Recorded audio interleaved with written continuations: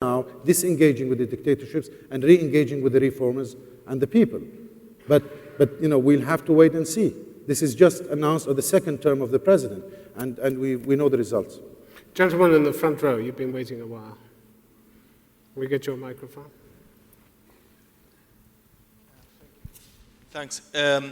For the supporters of the motion, you both acknowledge that the American involvement in the Middle East now is for the supporting and having American national interest.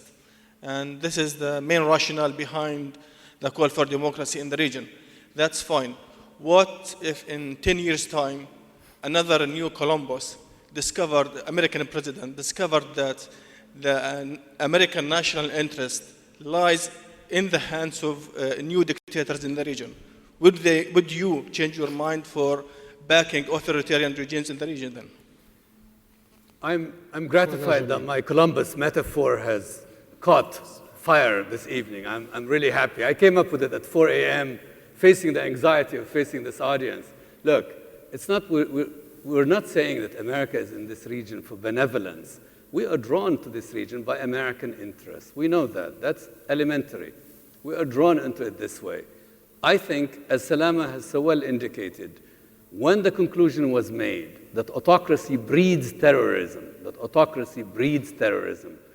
that you give $60 billion over 30 years to Hosni Mubarak, and then you get Muhammad Atta and Ayman Zawahiri to strike at you, we decided it's time to really have a whack at these systems of tyranny and systems of authoritarianism. Now, we're not empires, and imperial orders are not Boy Scouts. We know, of course, about the primacy of oil in the strategic calculations. So it's not that everything is perfect here. It's you're not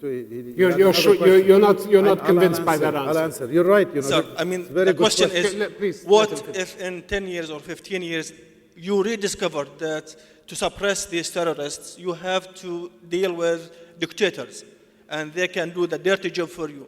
Would you change from democracy to undemocracy? Well, look, we know that democratic waves, since I am a professor, I should do this. Samuel Huntington, people know him for the theory of, as you know, the clash of civilizations. But he has a more interesting book on democracy. The democracy has waves, and then it has reversals. It's very conceivable that this moment we're living in, because the question has been raised, whether 2005 for the Arab world is like 1989 for Eastern Europe. We don't know if democracy will stick. We don't know if these reforms will succeed. I can't tell you what the future will bring. I can tell you that now, in the year 2005, there has been a coming together of these Arab experiments, the Arab yearnings to name their world and to change their world and reform it. And the Azzam Tamimi, you wanted to come in. Well, I think, as the Economist once said in a lead article, what democracy means to the United States is two things. Market economy, on the one hand, and not posing a threat to US interests on the other. Now, what would be the attitude of the United States of America? There were genuine democracies somewhere in the world, in Egypt, for instance, and the Muslim Brotherhood overwhelmingly won the election. The United States of America would be preparing probably its fleets to attack Egypt and rescue Egypt from what it would consider to be the wrong choice of the people, just as Algerian people's choice was destroyed through the coalescing of both the Europeans and the Americans. But let's get an answer to that. I didn't see any Americans on ships being launched toward Algiers. I mean, that's just ridiculous. Yeah, they had the army do the job for them. The Algerian army did the job. That's an Algerian. You know what? There are some things that happen in the world that America just doesn't know anything about and isn't involved in. Ponder that. It's an open possibility. Not this one. I mean, well, I think the Americans didn't particularly like Sistani, but they didn't do anything about it. They let his coalition win. They made use of him. He was an asset to them. I think he used them. I think he used the Americans.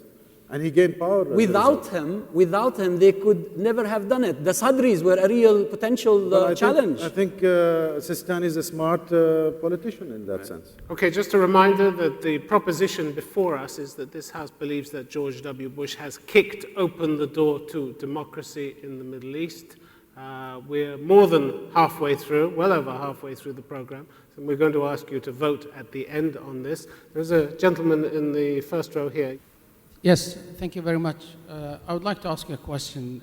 Prior to September 11th, as you mentioned, only 1 or 2 countries started these reforms and elections and on the way of democracy. But after September 11th, we've seen countries who've never thought about it running and putting municipal elections, talking about parliamentary election. So they are afraid that what happened in Iraq might be a repeat scenario that will happen somewhere else. But if that's not the case, whom do you think will take the action? Who would encourage people to do so? For 60, 70 years, these regimes have been in power, and they've brought back these countries into a complete retardation, poverty, everything. People are running away. You live in the UK, you don't feel the heat like everybody else. But how about the people who live under these regimes? Do you think that standing will get them a democracy? Look at them in Egypt, they've been jailed. Look at them in Saudi, they've been jailed. Look at them in other countries. Even Gaddafi, you think Gaddafi, by shaking hands with the US, will remain in power? I think the time will come for Gaddafi and for these regimes to move.